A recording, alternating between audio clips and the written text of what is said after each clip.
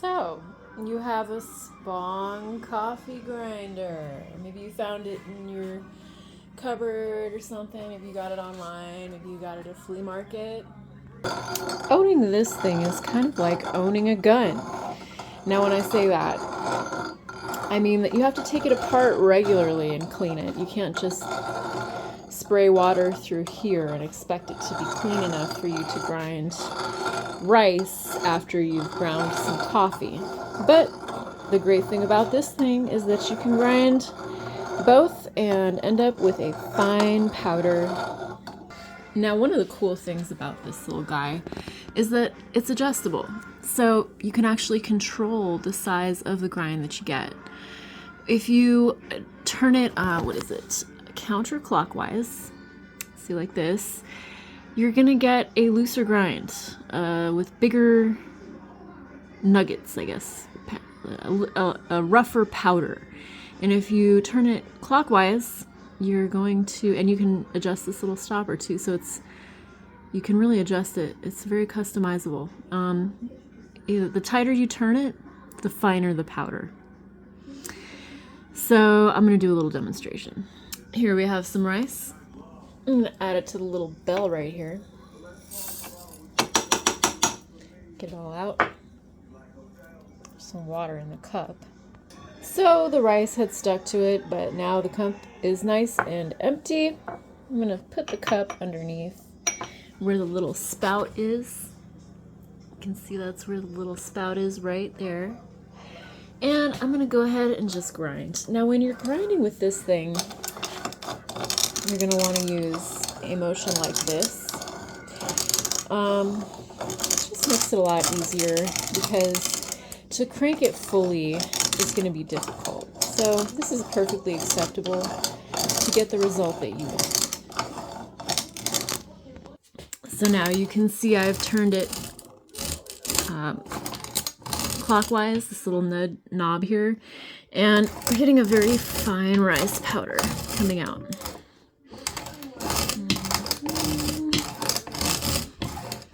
Now, if I were to loosen this knob right here, let me show you what would happen. I'm going to go ahead and loosen it. And you can see what's happening. I mean, this is an extreme example, but obviously, if you loosen that knob enough, it won't even grind. It is very precise though, so you got to be careful exactly what you do and how you do it, because if you loosen it too much, like I said, it's not going to grind. Of course, this is made to work with coffee beans, so rice isn't the greatest example, but if you want a rougher ground coffee bean, just turn the knob counterclockwise and you got what you want. Now for cleanup. Like I said, this thing is primarily made for coffee, but of course you can grind all kinds of things in it. So, of course, in between grindings of, when you change the substance that you're grinding, you're going to want to clean it out first to get out all the previous substance, and that's really easy to do. All you have to do is untighten the 4 screws surrounding the faceplate, like so.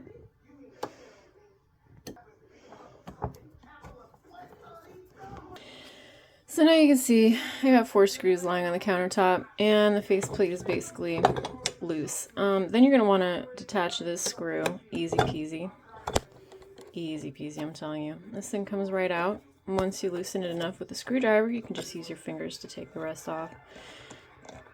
Alright, so now it's ready for you to lift up the handle. And now essentially, watch, see, I pull it off, and we've got the grinding mechanism, which is covered in rice flour and rice powder. If you were grinding coffee, the same would be true, except it would be coffee powder. You can see this part is relatively unfazed, but what I've noticed about this particular machine is that when I first got this, it had rusty coffee grounds all around this area, so the material of whatever you're grinding tends to cake around the bottom. So all you got to do basically is bring it to the sink. I don't know. Turn on the water, go ahead and just blast it. Give it a good, all the parts too. Just get all the parts nice and clean. All it takes is just a nice little blast. You're good to go. And there's only really 3 parts that you have to clean. So you don't have to worry about the handle. And, you know, so after that, you're just going to take a rag and kind of dry the parts off, and make sure that when you leave it in your cupboard or wherever it is you put it, it's not going to rust because it's wet, because it is cast iron, so it does run that risk. You might want to oil it. I used olive oil on this one. It's kind of a long-term solution, because when I use my cast iron pans, I like to use olive oil instead of canola oil, because I find that olive oil just doesn't clump and it doesn't get sticky like canola oil does. It's one of the things I really hate about canola oil as a cast iron oil. It just gets all nasty and sticky, and you know, like, for me at least, I don't know about other people, what their experiences have been, but for me, I hate it. I don't like using it, so I used olive oil this time. I don't think I'm going to re-oil it right now because I just re-oiled it. Anyway, we're going to put this back together. I'm going to take this part right here. Actually, what you're going to do is take this part, put it right there. Make sure it's nice and stable. You're just going to... Boy, that was a massive fail. Anyway, moving right along, we're going to go ahead and take this part right here and just reaffix it, and it's basically good to go.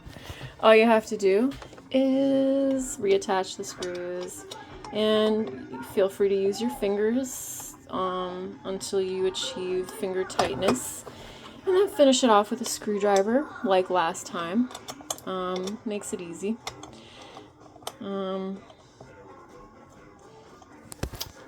Just go ahead and thread them on in there, just get them so that they're threaded, and then use the screwdriver to finish it off.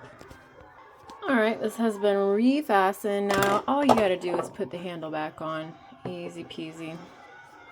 Just make sure you got the